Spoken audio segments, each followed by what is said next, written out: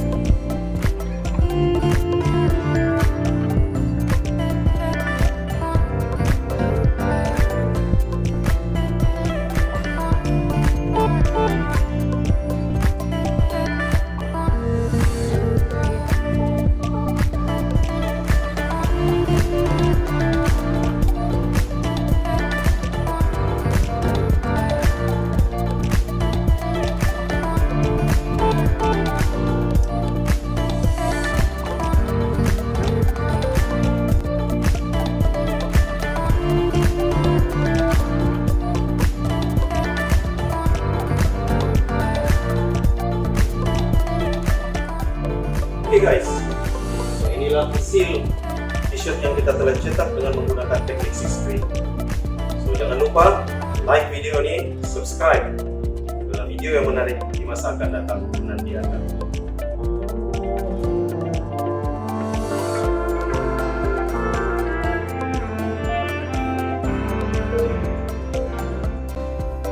The basic drawing materials that we use from a historic standpoint are things like litho pencils, and it's pencil when it's in this sort of format. So the lower the number, the greasier and waxier that material is. So if you want a fine, hard line, you'd use a higher number because it's a harder material. Lithographic crayons are in this format. So the surface of a litho crayon is such that you can use it for rubbing or for a fine line, and it can be shaped also to fit your needs. And they come in varying sizes and hardnesses as well. The surface of a lithographic stone is a very seductive surface to draw on. It's responsive and it's also sculptural. Because the stone in and of itself is receptive to water, so if I dampen the stone, it absorbs the water. And it's also receptive to grease, which means it will suck the grease down in. It allows me to put drawing material down and then remove it with things like razor blades, an X-Acto knife, sandpaper. So it allows you to draw in a more sculptural way rather than having the limitations of a piece of paper. This is a lithographic stone with a drawing by artist Steve Johnson on it. It was a drawing done with a lithographic crayon directly on the surface of the stone. This stone is made from limestone. It is completely open, as we call it, which means it's receptive to grease and water at this state. So if I were to put my thumbs on the surface of the stone, that would become image area because of grease from my skin. So it's a fairly delicate drawing surface from that standpoint, but it's also a positive in the sense that every fine mark that you can put down with a greasy material will hold in that fidelity. So in this process, it's what's called a first etch. And right after that, we will remove the drawing material and apply printing ink to it, which is what's called proving the stone. So now the drawing material has a small amount of talc and rosin attached to it, and it's ready to be etched. So we first apply the gum arabic to the stone, and this is to start to establish the non-image area of the stone. So what we're trying to make sure is that the whites of the stone stay that way, and they receive gum arabic, which will help them receive water later on. Once the stone has begun to receive the gum into it, we can apply the acidified gum arabic, in this case, which is tape. That acidification with tannic acid helps keep that gum arabic permanently bonded to the stone. I'm also being very gentle at this point as to not scrub or disturb the drawing material that's on the stone. Once I've etched the stone, I'll remove some of that material and replace it with fresh gum arabic. This is what we call cooling the stone down. It's basically reducing the quantity of acid on the surface of the stone so that when we buff in the gum arabic into a very thin and even sheet, we don't run the risk of having too much acid remaining on the stone. We use cheesecloth to buff this in very evenly. Next, we'll be washing this drawing material out with lithotrene. It's a greasy solvent, which is a refined turpentine made especially for lithography. The drawing material will be replaced with asphaltum, which has also been thinned with lithotrene, to create a greasy, very ink-receptive base for the ink on the roller to replace it with. At this point, your drawing will disappear. It's not actually gone, and what you can see is a residue, or a ghost image as we call it, there on the surface of the stone.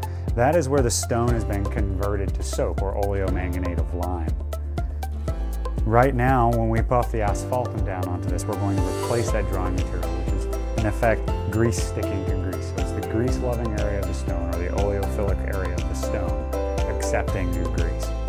When a stone has been etched properly, you'll be able to see a fairly clear ghost image on the surface of the stone. What will be happening next is that we are going to wet the surface of the stone. I will go over it with a wet towel and a dry towel. Kate will sponge that surface, and I will apply ink immediately to the stone, and that will bring up our image.